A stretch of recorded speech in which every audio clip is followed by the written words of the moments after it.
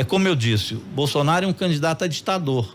Se nós não frearmos isso, daqui a pouco nós não temos nem os instrumentos da política para fazer a salutar disputa de ideias entre diferentes, porque haverá aí um bloqueio disso através de um processo violento, que é o que ele prega.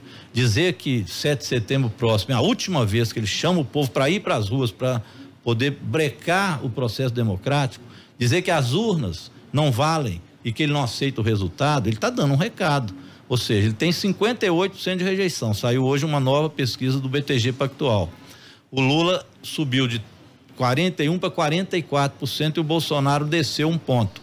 Então a diferença entre Lula e Bolsonaro está ampliando, que eu acho que é esse sentimento popular, de um lado pela democracia e do outro pelo lado do aperto que o povo brasileiro passa. A vida piorou muito, né?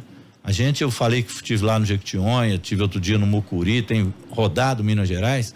A vida do povo piorou muito, mesmo aqui em Belo Horizonte, né, nas periferias, a gente tem visto isso, muita gente morando na rua que não morava, já em situação de rua, muita gente passando fome. Você não tem uma política de geração de emprego e aí vai o presidente da República, que é o principal responsável por incentivar empregos, eu não gero emprego. Olha só, qual a responsabilidade dele então? Nenhuma com o Brasil. E aí ele vai falar em armas, ele desvia o assunto, ele vai falar em religião, ele incentiva um certo fanatismo existente entre os seus adeptos para poder transformar a disputa política numa guerra, né? Onde a esposa dele vai ao palanque e diz que ele foi enviado de Deus. Imagina, pessoal, se nós podemos permitir que uma pessoa dessa governe o Brasil novamente. Eu acho que é isso que tem feito que Alckmin, mesmo o próprio Kassab, mesmo Calil, que são políticos mais ao centro, também enxerguem a necessidade desta unidade nesse momento político brasileiro. Se eu lembro, por exemplo, daquela PEC 32, a tal reforma administrativa, que o governo Bolsonaro tentou aprovar na Câmara. Aliás, eu fui um dos baluartes para impedir que essa reforma administrativa fosse aprovada. Ela acabava com estabilidade, mas no final das contas ela acabava com o serviço público, porque passava a prestação de serviço público para a mão da iniciativa privada por convênios. Nós conseguimos derrotá-la, pelo menos ela está agora na gaveta do Arthur Lira, porque ele não tem, o presidente da Câmara, os 308 votos necessários. Mas ele vive ameaçando voltar com essa reforma administrativa.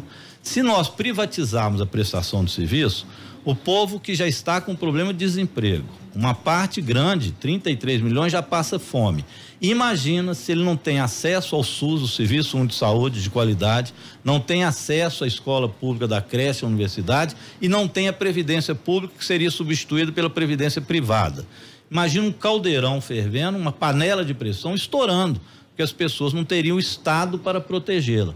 E o mercado, ele serve a quem tem dinheiro, é assim que funciona o capitalismo. Então você precisa ter os instrumentos do Estado que protejam o povo. O Partido Novo e o Bolsonaro é o contrário disso, são alma gêmea. Sendo que no caso do presidente Jair Bolsonaro, ele tem a pitada neofascista de autoritarismo, que agora na convenção a gente viu de novo. É muito arriscado. Ele hoje, esse Bolsonaro, é um candidato a ditador. Ele mistura religião com política, com arma e com dinheiro para comprar o Centrão. Reservou 19 bilhões para o ano que vem para comprar deputado do Centrão. Então imagina, dinheiro, arma, religião misturado com política, me lembra aqueles talibãs lá no Afeganistão, uma política de terra arrasada. Então é preciso ter muito cuidado. Bolsonaro hoje sabe que vai perder as eleições e está se candidatando a ditador. O povo brasileiro precisa dar um basta a isso. Por isso, Rodrigo, você citou, eu acho importante. O presidente Lula fez um movimento ao centro, se alinhou com o Alckmin, que é uma parcela do PSDB, tradicionalmente até adversários nossos, mas neste momento, muito importante para formar uma maioria. E aqui em Minas com o Calil, que é do PSD de dado do Kassab.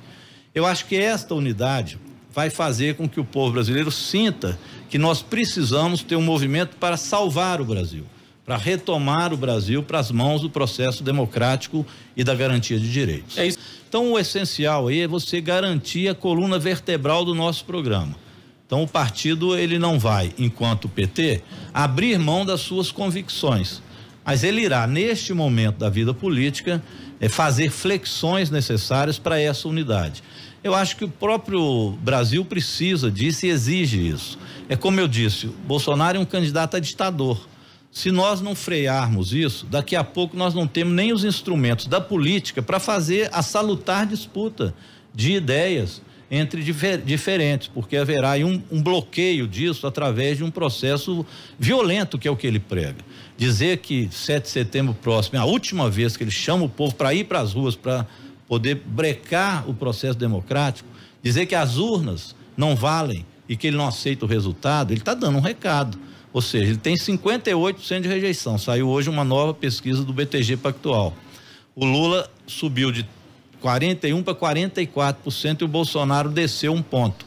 Então a diferença entre Lula e Bolsonaro está ampliando, que eu acho que é esse sentimento popular, de um lado pela democracia e do outro pelo lado do aperto que o povo brasileiro passa. A vida piorou muito, né? Eu falei que estive lá no Jequitinhonha, estive outro dia no Mucuri, tenho rodado Minas Gerais. A vida do povo piorou muito, mesmo aqui em Belo Horizonte, né, nas periferias, a gente tem visto isso, muita gente morando na rua que não morava, já em situação de rua, muita gente passando fome. Você não tem uma política de geração de emprego e aí vai o presidente da República, que é o principal responsável por incentivar empregos, eu não gero emprego. Olha só, qual a responsabilidade dele então? Nenhuma com o Brasil. E aí ele vai falar em armas, ele desvia o assunto, ele vai falar em religião, ele incentiva um certo fanatismo existente entre os seus adeptos para poder transformar a disputa política numa guerra, né? Onde a esposa dele vai ao palanque e diz que ele foi enviado de Deus. Imagina, pessoal, se nós podemos permitir que uma pessoa dessa governe o Brasil novamente.